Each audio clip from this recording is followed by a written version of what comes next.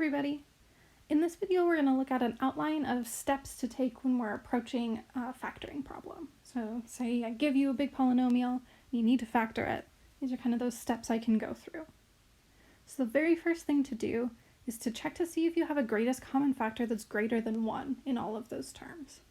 Because if you do, you just want to pull it out. It's going to help us for later steps, it's going to definitely make the numbers smaller, and it's also just a part of factoring, right? If any of the terms in one of the things you're multiplying together is a GCF greater than 1, you haven't actually finished factoring. Okay, the second thing you're going to do is look at the number of terms you have. Right? We've looked at tools to use for different number of terms in the polynomial, so that's a great place to start. So if you just have 2 terms, I'm going to do that difference of squares. If you have 3 terms, go ahead and fall back on that AC method we looked at in the last video. If you've got 4 terms, you can do that factoring by grouping. And then an important thing at the very end is that you want to repeat these steps with each term you have in your new product. So it's possible that you're going to do that first factoring with whatever method you've picked, and there might actually still be something to do to finish factoring the problem, right? We always want to get all of our terms to the lowest degree possible, so there might be some additional steps you can take. So let's go ahead and look at a couple of examples where we might have more than one step in order to do these problems. So for our first example, I'm going to look at a trinomial. So let's go ahead and look at 200x squared plus 800x minus 1,000. Right, so this can look a little intimidating. If I were to just jump in blindly and say 3 terms AC method, I would have to find all of the things that multiply to negative 200,000, which is a lot of pairs, a lot of options there.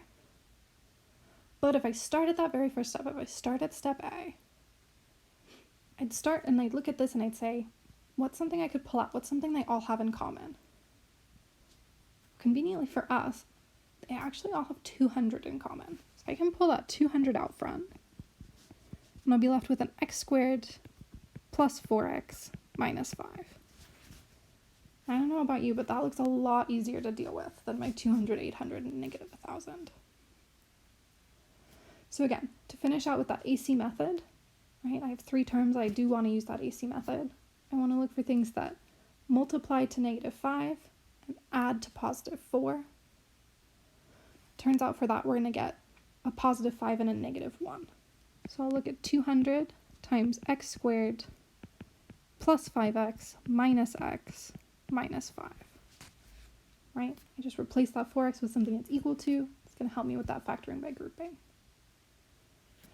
Okay, and then we just have to finish that out. So I'll group those first 2 terms together. I can just pull out an x. I'll be left with x plus 5. These next 2 terms, I could say that there's nothing to pull out, but it's not exactly x plus 5, and I want to get it to look like x plus 5. So remember that trick, I can pull out a negative 1. So I can pull out that negative, and I'll be left with that x plus 5 in parentheses there.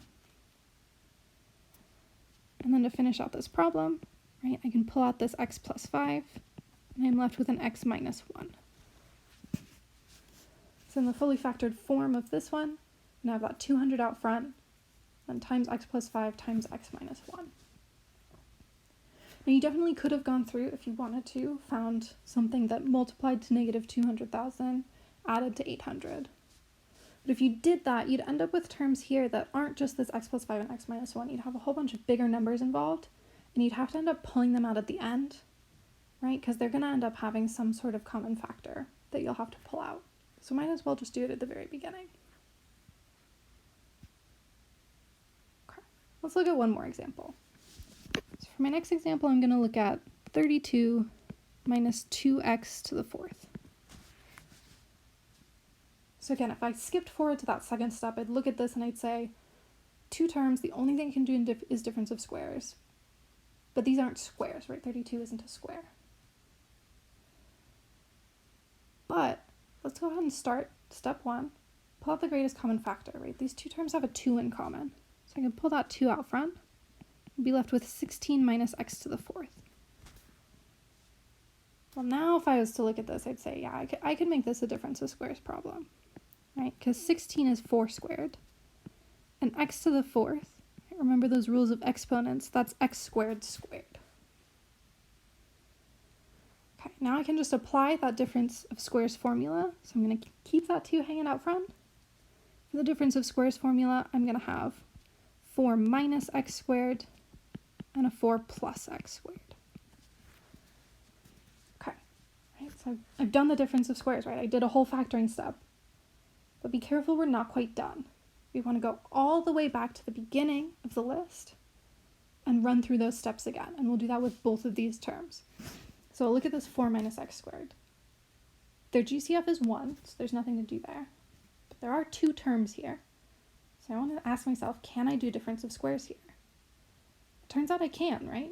4 is 2 squared, and that x squared is a square as well. So I can actually apply difference of squares to this middle term again. So now I'm going to have a 2 times, I'll have a 2 minus x times a 2 plus x. I'll leave that 4 plus x squared on the outside.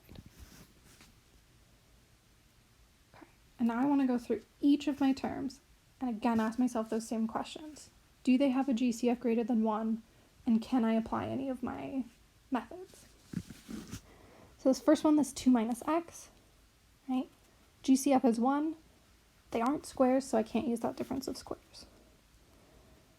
With the second term, right, again, GCF is 1, and since it's not a difference, right, it's a sum, it's not a difference, so I can't possibly use difference of squares there. And then same with this last term, their GCF is also 1, and they also are a sum instead of a difference, so I can't use that difference of squares. So now that I've asked myself those questions for every term I've got left, and I've noticed that I can't do anything possibly more, now I know I'm done. So just anytime you approach a problem and you're asked to factor, run yourself through those 3 steps.